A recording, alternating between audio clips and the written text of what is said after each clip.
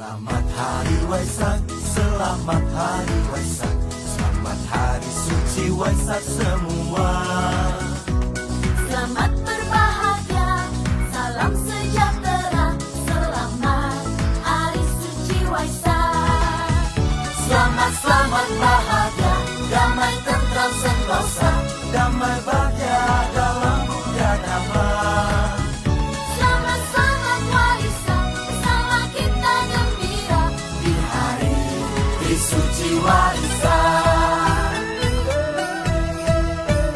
angkatkanlah tanganmu di depan dadamu dan ucapkan semoga berbahagia. Salam dalam damai Untuk semuanya, selamat Hari Suci Waisak. Selamat bahagia, Damai tentram sentosa, damai bahagia dalam buka damai. selamat Waisak. Bersama kita gembira, selamat Hari Suci Waisak.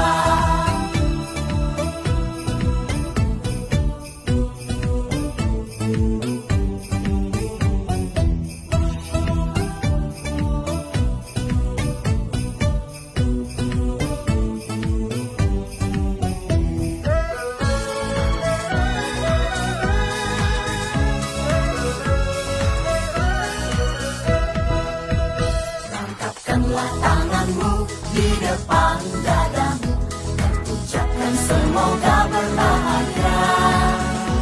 Salam dalam damai, Untuk semuanya, selamat Hari Suci Waisak. Sama-sama. Namo Sang Hyang Adi Budaya, Namo Buddhaya.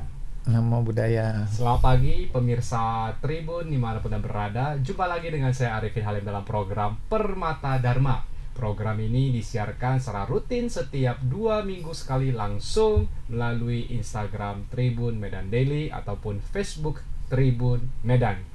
Program Permata Dharma kali ini telah memasuki batch ke-34 dan disponsori oleh Kebun Madu Puncak 2000, Newton Ready Mix, jasa konstruksi dan penjualan material, serta GMI Cleaning Service, jujur, profesional, dan terpercaya. Terima kasih untuk ketiga sponsor yang telah mendukung acara Permata Dharma batch ke-34 ini.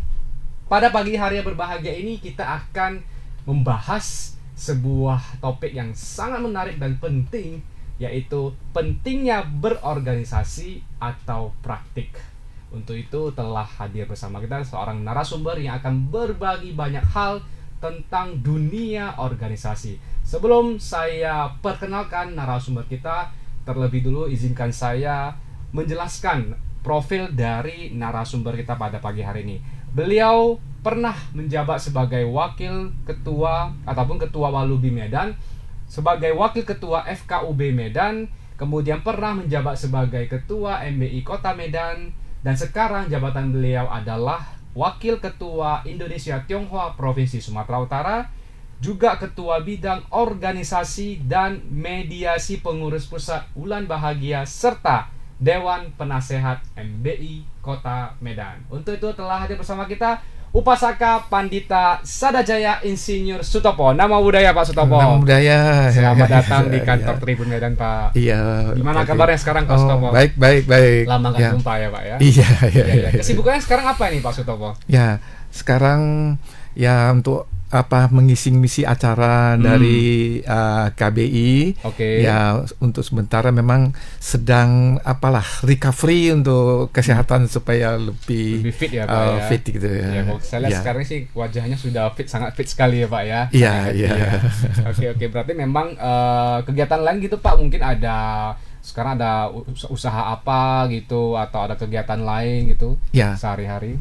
Sebenarnya selama ini saya juga banyakan di Jakarta, Oh, di sekali-sekali ke Medan. Mhm. Nah sekarang ya anak lah yang berusaha. Jadi kita hanya support, bukan orang pertama, tapi support untuk anak kekurangan Anak ya. apa gitu. Oke. Berarti Ya. sebagai orang tua yang baik mendukung kelanjutan ya Pak Ya, ya, mendukung, usaha kepada anak ya.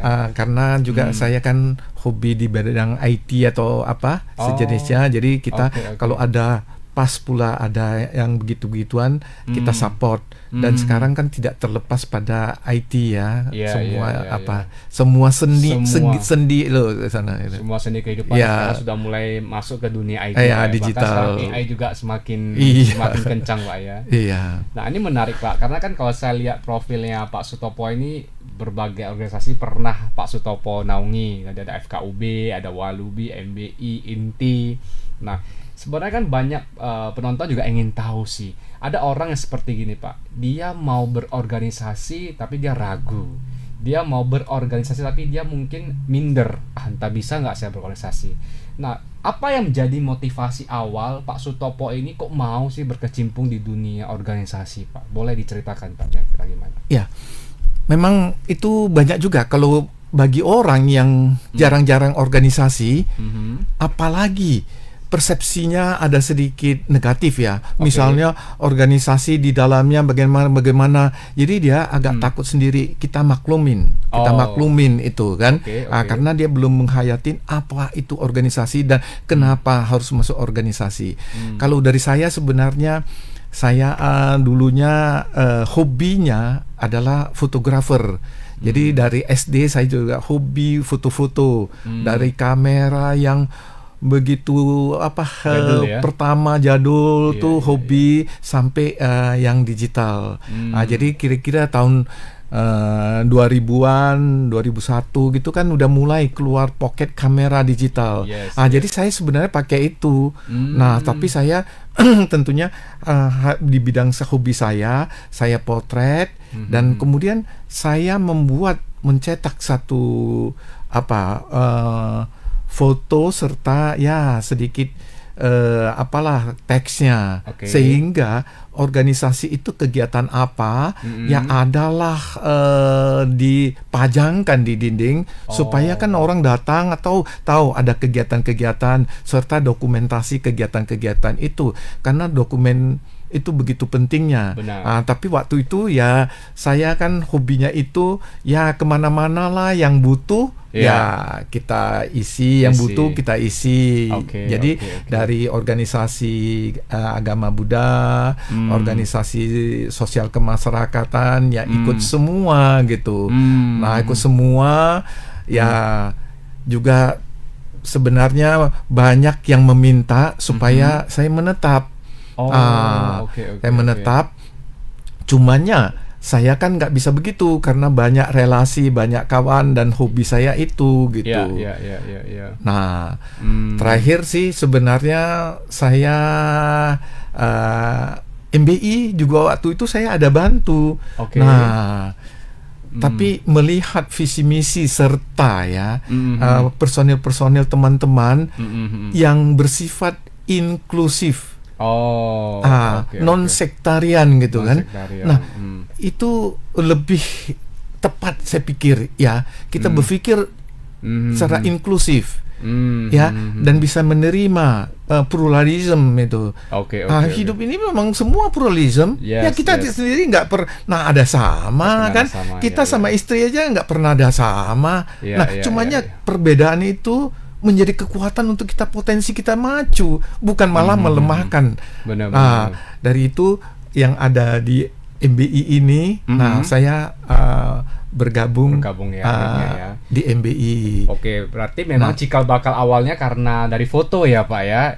Dari foto akhirnya diberikan kepada organisasi dan mereka melihat wah ini bagus, bisa ada arsip, ada kenang-kenangan, akhirnya dimintalah bergabung ke organisasi tertentu ya di awalnya entah A, B, C gitu ya. Atau mungkin ada motivasi lain nggak Pak? Contoh, mungkin saya pengen bergabung karena ingin nambah relasi gitu. Apakah memang ada motivasi tambahannya atau memang pure dari karena foto diberikan kepada organisasi Pak? Saya tidak mengharapkan apa-apa waktu itu. Tidak juga pikirkan jaringan, cumannya pertemanan bisa komunikasi dan rasanya visi misinya lebih cocok gitu kan. Nah, tentunya bergabung pun waktu itu bukan berarti tinggalkan yang lain. Masih pakai rompi yang lain-lain lah. Tapi di MBI rasanya tidak ada pemaksaan. mesti masuk sini, nggak boleh masuk sana. Ini pula kalau yang lain kan ya, kalau masuk sini maunya ya janganlah pakai warna rompi ini kan.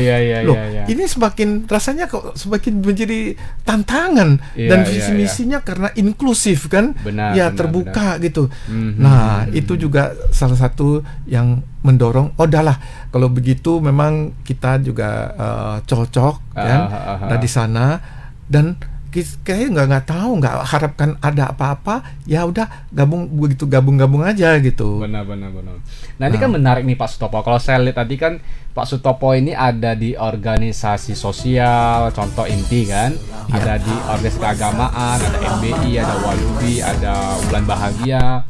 Kemudian juga ada organisasi pemerintahan ya, ada FKUB nih. Berarti kan boleh dibilang komplit ini Pak. Ada sosial, ada keagamaan, ada juga pemerintahan. Nah, sebenarnya begini, kalau Pak Sutopo melihat nih dari pengalaman Pak Sutopo bergabung atau aktif di berbagai organisasi, kira-kira bagian mana yang menjadi perbedaan di antara ketiga hal itu, dan lebih tertariknya di mana, Pak?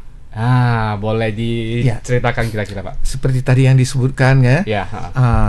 Semua organisasi tentunya punya aturan-aturannya, ya harus kita hargain. Benar. Ya, kita tidak bisa misalnya masuk ke organisasi lantas kita nggak suka ini, nggak suka itu. Oh, nggak bisa. Kita harus turutin ADART itu bagaimana.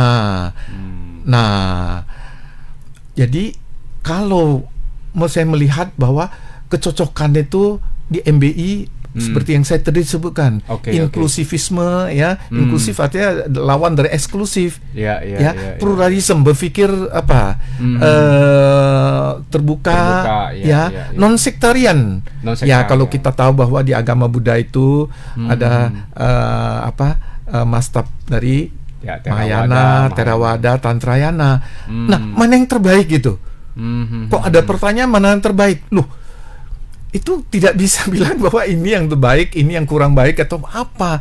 Masing-masing punya ciri khas, tapi semua intinya sama. Tidak bisa bilang misalnya gini, kita ikutin misalnya Mahayana, Theravada ini belum apa-apa, atau sebaliknya gitu. Kita pelajari ini lebih tinggi, lebih mantap, lebih bagus. Nah, tidak. Nah, jadi kita ikutin salah satu mazhab, tapi yang lain juga hargain. Itulah prinsip dari MBI ya. Jadi di sanalah sebenarnya cara kita berpikir dan terbuka menerima yang lain.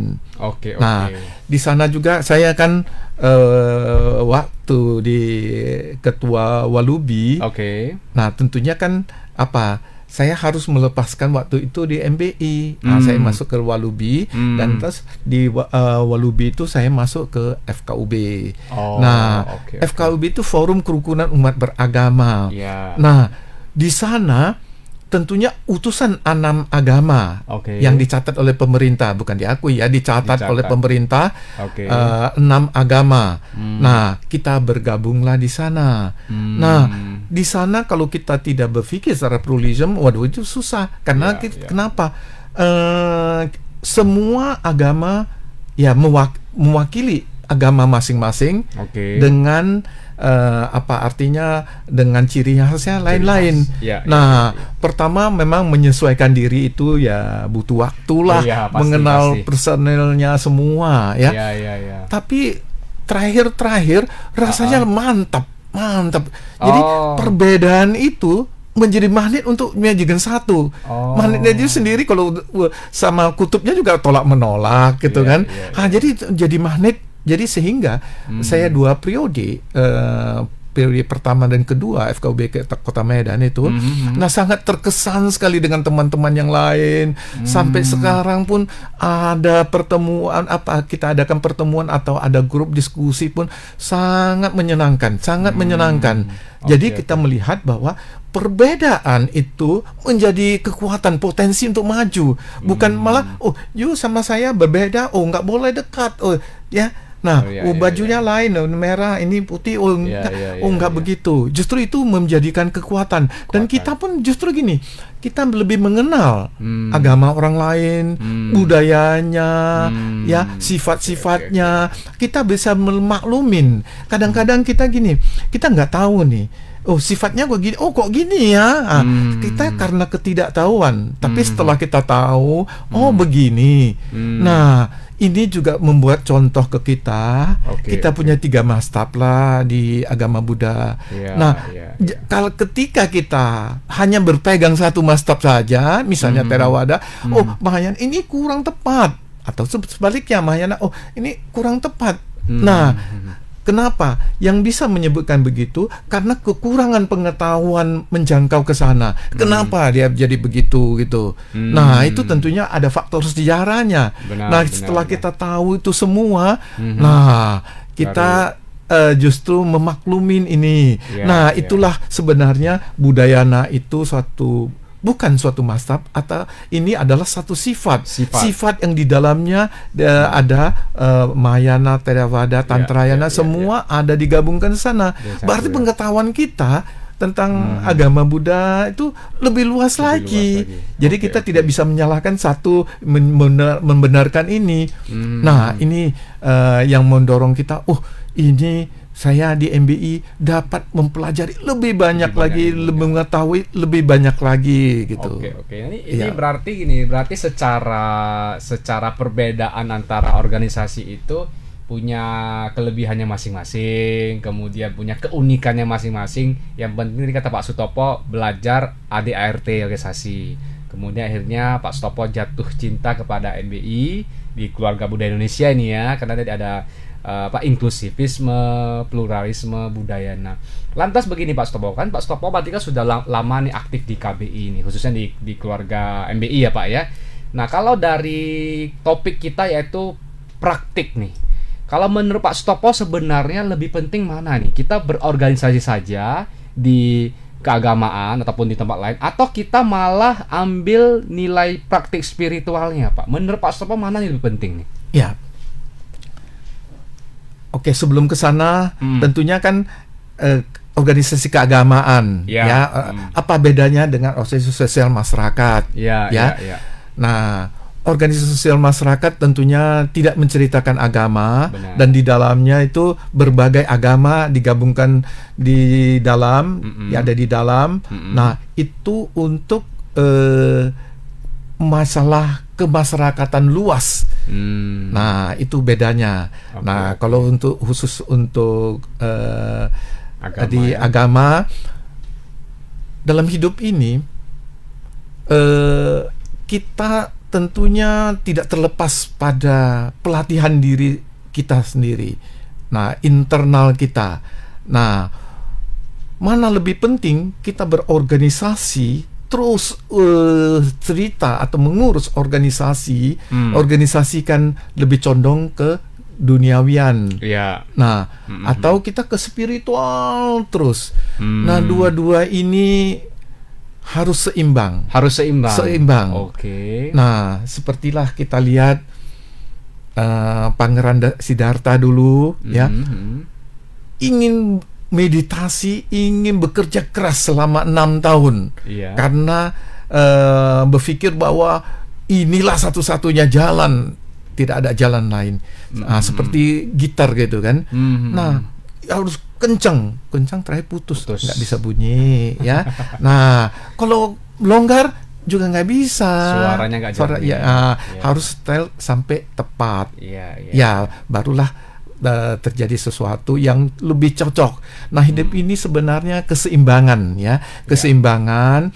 Kalau kita terus berorganisasi, berarti kita terus berpikir tentang duniawi ini bagaimana. Nah, kita tidak bisa menilai diri kita sudah berjalan sampai di mana. Nah, kita harus ada satu waktu untuk pelatihan diri kita secara spiritual. Misalnya kalau adalah meditasi gitu, retreat 1 minggu atau 2 minggu itu untuk kita mengoreksi diri, untuk kita ya ibarat ke baterainya cas untuk kita sendiri, Refreshing supaya kembali. kita refresh kembali, betul. Hmm. Nah, kita menilai diri kita sendiri.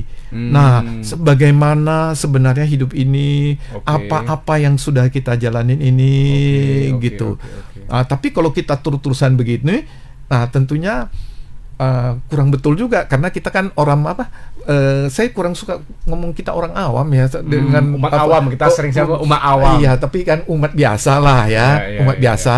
Nah, kalau kita mau itu terus-terusan spiritual, Ya. ya jadilah anggota sangha, Ya, anggota ya, biku ya, atau biksu itu.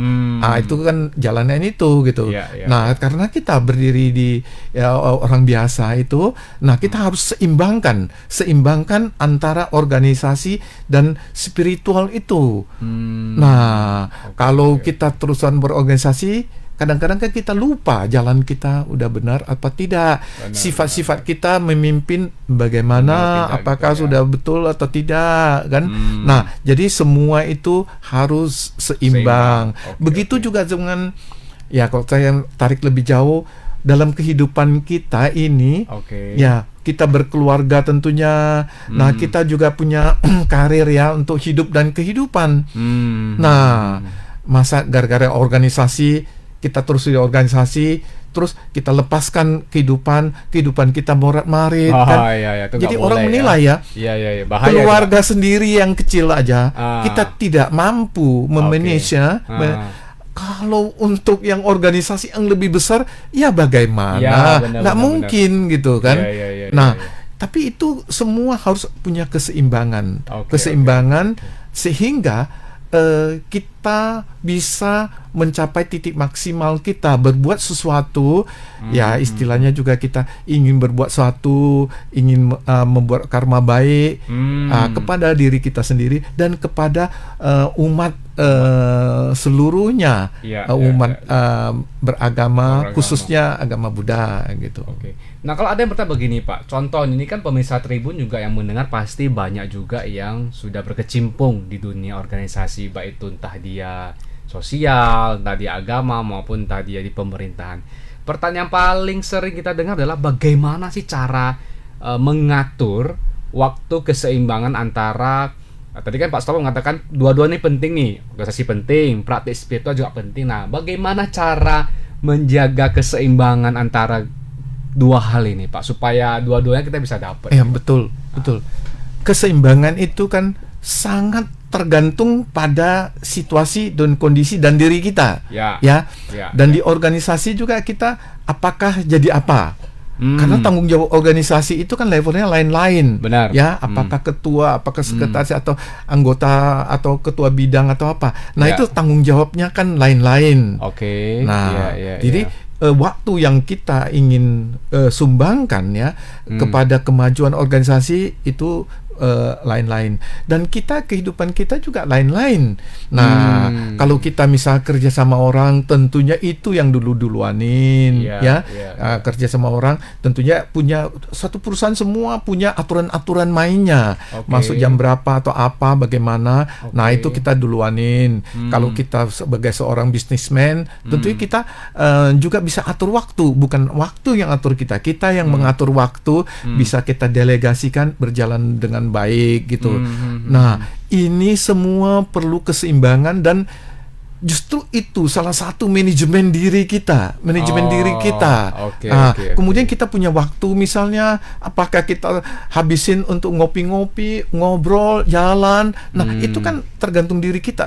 Justru manajemen waktu dalam hidup itu kita pintar-pintar atur, sehingga kita ini bisa sukses. Orang sukses bagaimana? Karena dia mampu memanage dirinya sendiri, memanage waktu, dan punya ide-ide kreasi untuk bagaimana memajukan usaha. Jadi setiap orang lain-lain, orang lain-lain, punya kondisinya lain-lain. Nah, cumanya justru skill yang kita punya, kita manage diri sendiri, manage keluarga. Ya, kalau punya anak ataupun cucu, tentunya kita manage bagaimana. Terakhir kan di organisasi kita manage bagaimana. Nah, itu juga sebenarnya kita perlu belajar sebelumnya, perlu belajar, makanya ada seminar-seminar manajemen diri, ngatur itu sangat-sangat penting ya. Kalau kita nggak tahu memanage, ya manage diri sendiri juga nggak mampu, bagaimana manage organisasi. Berarti kuncinya di manajemen diri dan waktu ya Pak ya. Betul. Berarti kalau kita nggak pandai manage atau manajemen diri dan waktu ini, berarti keseimbangan antara kita berorganisasi dengan praktik spiritual pasti agak berantakan ini. Benar ya Pak Sutopo gitu ya? Ini ada 3. Ini untuk keluarga kita. Di organisasi kan dibagi 2 ya. Organisasi yang kita menjalankan roda-roda organisasi supaya satu grup ini, satu sistem ini bisa berjalan, bisa menopang untuk menyebarnya Buddha Dharma dengan pelatihan diri kita, pelatihan spiritual kita. Nah, jadi semua itu harus diseimbangkan. Ya, misalnya kalau kita udah masuk organisasi, kita urus organisasi, tapi juga jangan lupa ke pelatihan diri, pelatihan spiritual, sehingga kita ini punya keseimbangan antara organisasi di spiritual maupun urus organisasi dengan keluarga, kehidupan kita berkeluarga, itu semua seimbang, harmonis. Jadi nah di sanalah seninya, justru seninya. Kalau kita nggak bisa atur, kita salah satu kita terbelangkaikan kan. Aduh, rasanya kurang tepat. Apalagi dalam keluarga. Itu yang paling utama. Nah, ini berarti harus didengarkan oleh para pendengar Tribun. Artinya kalau Anda mau berorganisasi, harus pandai-pandai atur manajemen diri, waktu, bagaimana cara bagi dengan keluarga, cara bagi dengan dunia kerja ataupun usaha kalau memang lagi berusaha, atau juga khususnya di organisasi yang dinaungi ya, supaya nggak ada tumpang tindih antara si A ini terus saja di spiritual, akhirnya bisnisnya terbengkalai. Ada orang yang terus saja di organisasi, akhirnya tensinya nggak bagus. Karena kalau spiritual mungkin begitu Pak ya. Nah, ini begini Pak, bicara tentang spiritual ataupun praktik spiritual, pastinya kan Pak Sutopo banyak nih mempelajari hal-hal baru dan menarik. Kira-kira boleh dibagikan kepada pendengar Tribun, hal menarik apa atau yang paling berkesan selama Pak Sutopo belajar praktik spiritual tuh, bagian mana yang paling menarik Pak? Boleh diceritakan kepada kita semua Pak? Ya, khususnya ya kita kan yang beragama Buddha, kita ikut retreat misalnya ya. Saya pernah ikut retreat, ya itu kan punya jangka waktu. Nah, diorganisir oleh organisasi. Begitu kita retreat itu kan punya aturan-aturannya. Misalnya kita tidak boleh berhubungan handphone keluar. Ya, itu bukan membatasin kita. Justru kita ingin lebih konsentrasi dan lebih menikmatin retreat itu. Kemudian kita makan kan, berpuasa kan, berpuasa kan. Nah, kemudian kita ya tidak boleh bicara itu kan.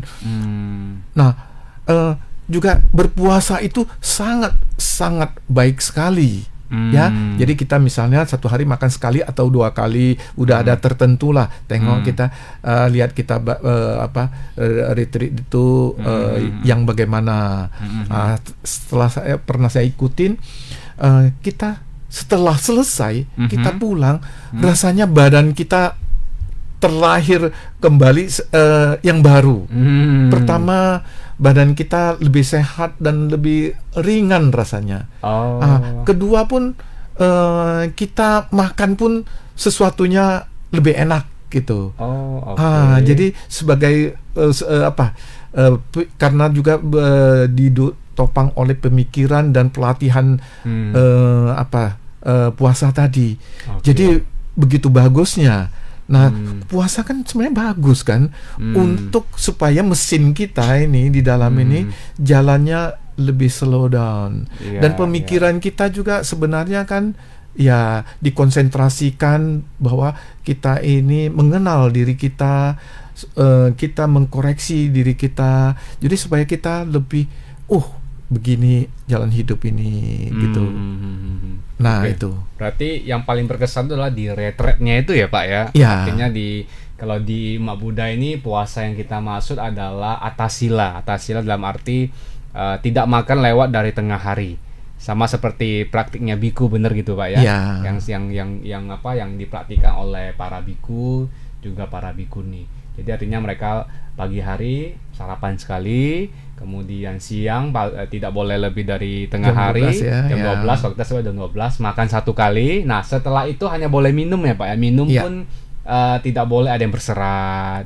Ya, kalaupun mau jus ya pure cairan gitu ya, nggak boleh ada serat. Sampai kapan? Sampai besok pagi jam 6. pukul 6 lagi Ya. ya, pukul 6 lagi. Nah, ini konteksnya puasa dalam umat Buddha yang dipraktikkan oleh para biku bikuni sejak awal mereka di Upasampada ataupun dilantik lah bahasa Ya, kerennya, ya. dilantik menjadi Jadi biku. biku, ya. Ada yang 20 tahun, 30 tahun menjadi satu habit, sehingga tadi Pak Stopo juga cerita manfaatnya apa nih, bisa lebih konsen, badan terasa terlahir kembali, dan lebih ringan ya Pak ya. Iya. Kebahagiaan juga meningkat Oh, otomatis iya. Pak ya. Iya. Hmm. Dan gini, saya juga berbagi pengalaman. Oke. Kalau bagi orang yang nggak tahan misalnya, Oke, sakit kalau nggak makan, ataupun kalau lewat sore nggak makan, nggak tahan, Ya. justru kita di sana makannya nggak banyak-banyak. Misalnya, sebelum jam 12 kita makan sebanyak-banyaknya supaya malam nanti nggak lapar. Enggak. Sana tidak lagi kita berpikir makan sederhana saja, tapi tidak terasa lapar. Semua karena kita punya tekad di tanah kita. Iya, Kita iya. bertekad berlatih. Jadi bagi yang misalnya Bapak Ibu yang nggak bisa nggak makan ataupun takut sakit di sana justru pelatihan sana sangat menyenangkan. Jadi walaupun tidak makan tidak merasa lapar gitu. Iya. Nah, itu satu pelatihan juga gitu. Oke. Iya. Jadi kalau memang nanti contoh nih para tribuners yang ingin belajar konsep berpuasa dalam umat Buddha ini, ada nanti mungkin di beberapa wihara biasa mereka sering ya buat acara retret setahun bisa 2 kali, entah di bulan waktu liburan nih, contoh waktu liburannya Lebaran, waktu liburan Tahun Baru, Natal, tuh sering ya Pak ya, ada sering buat retret seperti itu ya. Iya. Nah, jadi begini Pak, kalau kembali kita bicara tentang organisasi, apapun itulah ya, baik itu sosial, keagamaan, politik maupun pemerintahan, sebenarnya tantangan terbesar sebenarnya apa sih Pak kalau kita sudah bergabung ini, tantangan terbesarnya sebenarnya di bagian mana nih, pengalaman dari Pak Sutopo? Ya. Di organisasi kita masuk apakah menjadi pengurus atau pengurus bidang ataupun kita jadi ketua dulu. Oke. Nah, kalau di pengurusan kita masuk di kepengurusan jadi bidang. Nah, tentunya semua kita harus ikutin ADART, semua yang ada aturan-aturan di organisasi harus kita ikutin. Oke. Ya. Kita janganlah karena kita masuk kita ingin merubah semuanya.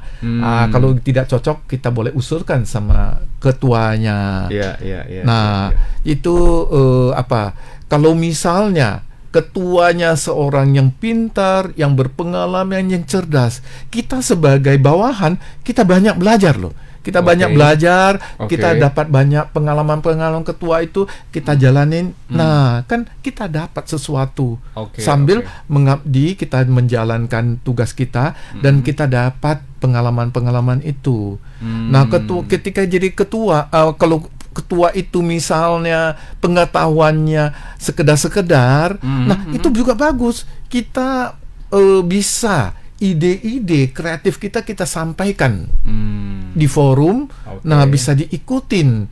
Nah, ketua di sana juga kan dapat pengalaman gitu. Nah, itu kalau kita masuk jadi kepengurusan di bidang. Tapi kalau jadi ketua, tentunya leadershipnya harus cukup kuat. Cukup kuat. Ya, ini organisasi sosial. Ingat, ini organisasi sosial dengan pimpinan perusahaan lain ya. Kalau pimpinan perusahaan harus orangnya harus ini nggak datang satu hari kerja buat SP1, nggak SP2 kan peringatan kan. Nah, karena kita ingin menjaga kelanggengan perusahaan, kita juga nggak bisa salahkan. Tapi ini organisasi kerelaan. Nah, kita harus punya trik dan pintar mengorganisasi ini semua agar semua bidang-bidang ini bisa berjalan. Nah, ini suatu seni juga, bagaimana memimpin, bagaimana memerintah agar semua bidang bisa berjalan. Kita tidak bisa bilang, oh ini besok hadir ya, ini you harus laksanakan ya tidaklah begitu, tidak begitu. Kalau ada pembuatan salah pun kita tidak boleh ngomong, oh ini kamu tidak benar, harusnya begini. Di sana kita perlu pelatihan. Misalnya dia kurang bagus, tapi kita punya ide bagus, kita harus puji dulu bahwa oh ini kamu untunglah, kamu bagus, kerjaan bagus sekali. Tapi kalau caranya begini, apakah nggak lebih bagus nggak? Nah, kalau orang diperintahkan dengan halus, dengan kita kasih pendapat dia akan feedback kan. Itu biasanya lebih lentur, orang lebih mau mendengar daripada kita just ini harus ini, ini salah, ini benar. Nah, di sanalah seni kita memimpin. Kenapa juga kita mau jadi misalnya jadi ketua gitu. Nah, itu juga suatu pelatihan untuk kita. Pengabdian kita bisa lebih besar di internal kita, bisa cara manage-nya, cara sifat orang kita bisa pelajari begini. Di luar pun kita bisa berhubungan dengan relasi-relasi di kita antar agama, antar suku, antar etnis. Nah, di sana juga kita diuji bagaimana kita pergaulan keluar. Jadi ketua itu bisa di internal sendiri manajemennya. Nah, kemudian bagaimana ke eksternalnya bisa merangkul semua orang. Karena bagaimanapun kita di Indonesia ini punya suku, agama beragam. Justru inilah ingin mempersatukan kita menjadi suatu kekuatan. Nah, kita juga jangan seperti tadi MBI ya tidak eksklusif. Kalau eksklusif kita nggak mau pergaulan keluar, bagaimana? Kita justru inklusif, kita mau pergaulan keluar. Sebatas pada aturan-aturan organisasi yang telah diputuskan gitu.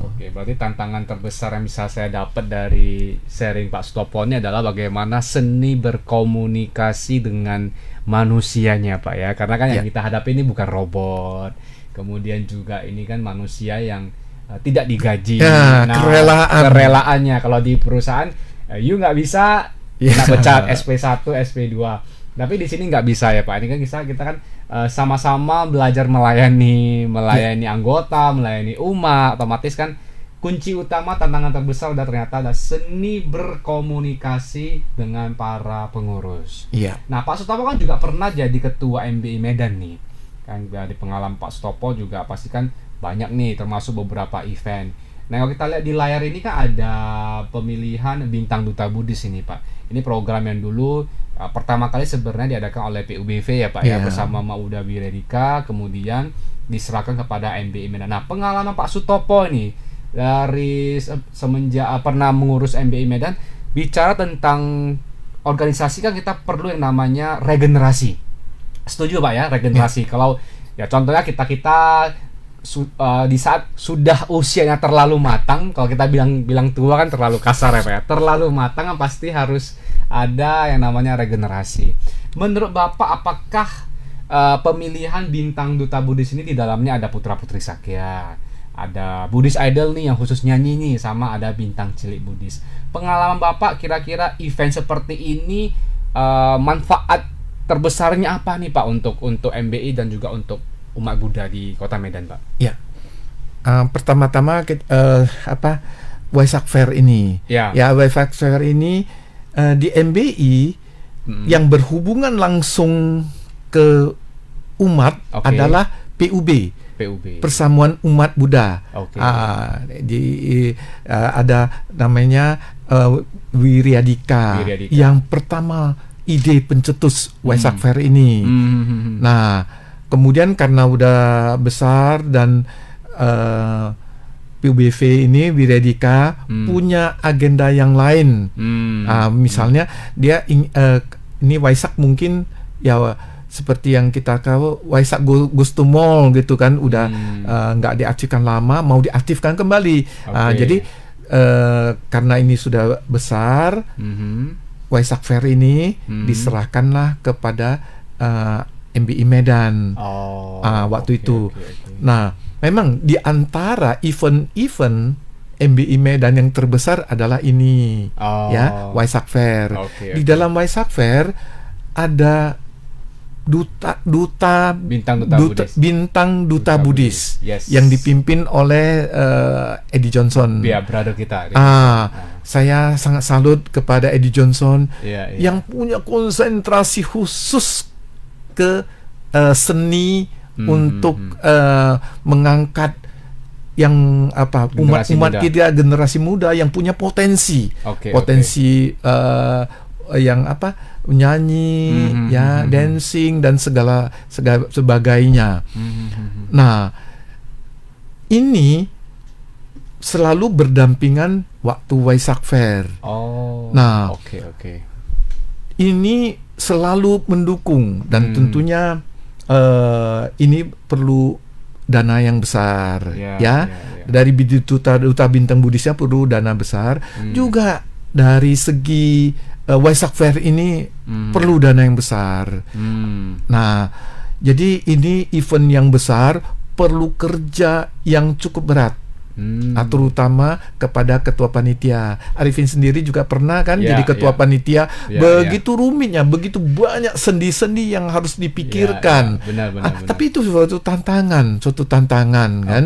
Nah, ini event yang besar. Selain mempromosikan Waisak, bahwa hari raya agama Buddha kan Waisak, ya, supaya khususnya di Kota Medan, umumnya kan di Sumatera Utara dan di Indonesia, kita punya event merayakan Waisak ini dengan berbagai macam seni-seni tadi diisi oleh duta bidang Buddhis, dan kemudian ada bajar.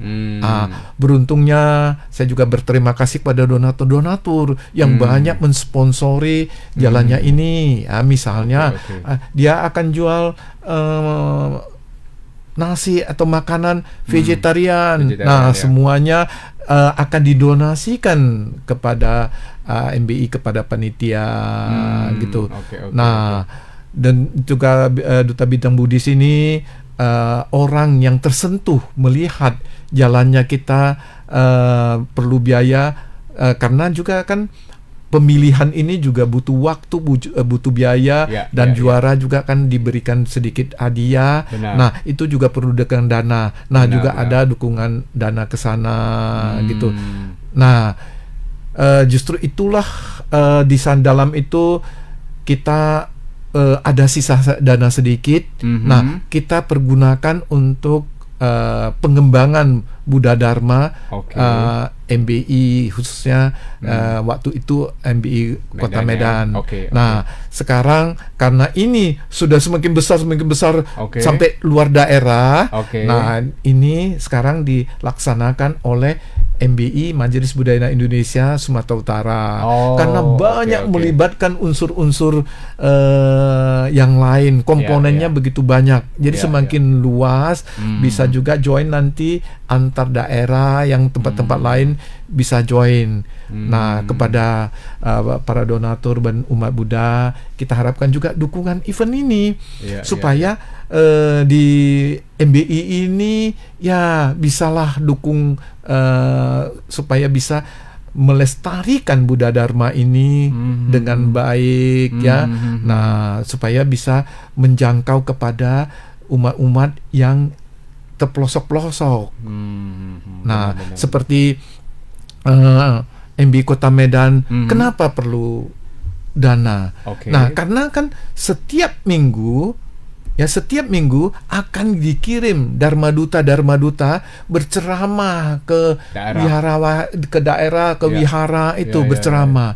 Nah, masa uang bensin, uang minyaknya pun nggak ada. Kurang mengharga jadinya, Nah, Pak, ya. Kurang menghargain. Dan juga kita lihat ya saya berterus terang sajalah, Dharma Duta kita juga semua bukan kecukupan semua, ya hidupnya pun pas-pasan. Jadi ini kita harus sedikit banyak kita kasih lawang apresiasi. Tapi sebenarnya bukan apalah ya, apresiasi dan mau kasih uang minyak lah, supaya jangan kendaraannya nggak jalan gitu.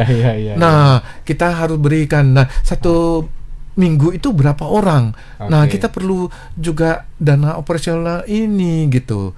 Nah, jadi kepada para umat Buddha, marilah kita dukung Waisak Fair ini agar Waisak Fair ini bisa sukses, kita sama-sama sukses juga. Itu adalah tempat ladang untuk berbuat kebajikan, membuat karma baik untuk kita. Nah, berarti Pak Sutopo, tadi yang saya tangkap adalah manfaatnya untuk MBI pasti adalah untuk pengembangan organisasi sudah pasti. Kemudian kalau manfaatnya untuk keluar adalah mengembangkan Buddha Dharma ini pertama dari anak muda dulu. Artinya mereka bisa belajar Dharma melalui lagu Buddhis juga. Kita kan ada Buddhis Idol dan kita cilik Buddhis. Yang kedua, sisa dana ini dipakai untuk perkembangan pembaharan Dharma ya. Pembaharan Dharma melalui Dharma Duta tadi. Dharma Duta yang disalurkan ke masing-masing wihara, ke daerah yang berada dalam naungan MBI juga pastinya. Untuk biaya contoh bensinnya, supaya mereka juga lebih lebih dihargai. Nah, konteksnya itu lebih dihargai dan juga yang pasti sebenarnya mereka juga butuh apresiasi. Ya, zamannya sudah berubah. Tidak bisa kita ya istilahnya semuanya gratis gitu ya. Kita harus ada perubahan mindset ya Pak ya untuk konteks seperti itu. Nah, artinya Bapak Ibu nanti tanggal 26 Mei MBI Sumatera Utara ini mengadakan sebuah acara akbar yang sudah sempat tertunda beberapa tahun lalu karena COVID-19, yaitu acara Waisak Fair. Acaranya di Grand Ocean. Itu dari 9 pagi sampai sore sekitar pukul 6. Jadi bagi Bapak Ibu yang nantinya ingin mendukung acara ini bisa melalui Instagram di MBI Sumut, barangkali juga ada nanti kita posting. Di MBI Medan juga barangkali ada. Di sana kita bisa didukung dengan cara boleh sponsor, boleh pihak sponsor perusahaan, non perusahaan, boleh juga buka stand ya, stand. Syaratnya cuma mengambil kupon 6 juta. 6 juta tuh kupon tuh bebas digunakan dimanapun, di stand manapun. Atau Bapak Ibu mungkin, saya nggak butuh stand, saya nggak mau sponsor, tapi saya mau beli kuponnya saya juga bisa. Ya, tidak ada paksaan berapapun nominal. Silahkan ajak keluarga, sahabat semuanya untuk terus mendukung perkembangan Buddha Dharma di Indonesia, khususnya di Kota Medan ini melalui sebuah acara akbar, yaitu Waisak Fair 2024 tanggal 26 Mei di Grand Ocean. Nah, penutup nih Pak Sutopo, kira-kira apa yang ingin disampaikan kepada pemirsa Tribun Medan nih Pak Sutopo? Silakan Pak. Ya, sebelum penutup saya juga artinya tadi jawabannya agak terpotong sedikit. Penerus MBI Kota Medan, ya saya sangat apresiasi kepada Pak Joni Sia yang telah meneruskan estafet MBI Kota Medan. Ketua sekarang ya Pak ya? Ya, baru dilantik minggu yang lalu. Dan kita lihat, coba sudah oleh Pak Joni udah praktekkan inklusif dan non sektarian gitu kan. Ada Dewan Pengawas, penasehat, dan terakhir Dewan Konsultatif. Nah, jadi yang Dewan Konsultatif itu berisi antar agama. Nah, berbagai agama ada di dalam. Nah, itu artinya kadang-kadang kita butuh komunikasi kepada yang antar agama, bukan hanya eksklusif kita sendiri. Karena ini kita nggak bisa terlepas pada sendi-sendi ke yang lain. Toh karena kita begitu pluralismenya. Jadi saya apresiasi dan saya sedikit tambahkan bahwa kita begitu masuk ke organisasi, kita harus tahu karakter organisasi, aturan-aturannya, dan waktu dekat ini akan ada pelatihan. Ada pelatihan misalnya Budayana Value. Apa itu Budayana? Budayana Value itu supaya bagi yang baru masuk itu tahu Budayana itu apa. Nah, kemudian ada Sagin. Apa itu Sagin? Nah, jadi itu sangat baik sekali. Jadi Bapak Ibu, adik-adik sekalian, bahwa dalam hidup ini perlu keseimbangan. Kalau salah satu saja kita sukses di karir kita, tapi kita tidak di organisasi. Nah, suatu saat kita bagaimana kita toh tidak terlepas pada bantuan orang-orang di sekitar orang-orang lain. Kita perlu karma pendukung kita agar kita bisa hidup sukses. Nah, kita perlulah organisasi supaya organisasi itu bisa pergaulan lebih luas, ya. Dan keseimbangan itu ketika terjadi, kita akan hidup dengan senang, ya, melakukan aktivitas dengan senang, dan terakhir kita bisa sukses di masyarakat. Kita bisa berbuat sesuatu untuk masyarakat luas, sehingga apa yang ada menjadi kenang-kenangan kita di dunia ini maupun di generasi penerus dari keluarga kita maupun dari organisasi yang kita jalankan.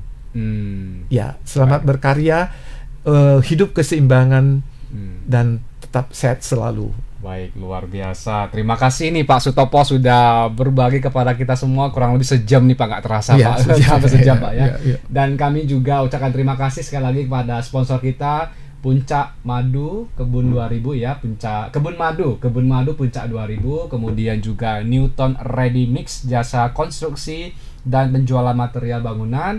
Juga GMI, jasa cleaning service, jujur profesional dan terpercaya yang telah mendukung acara ini. Semoga acara ini bisa terus menginspirasi Bapak Ibu semuanya.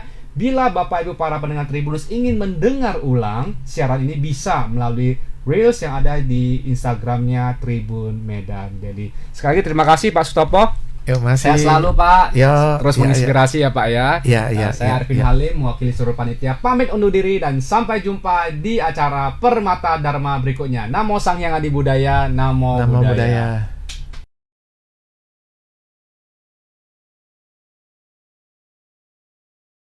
Sakya 2024. Kami tunggu ya.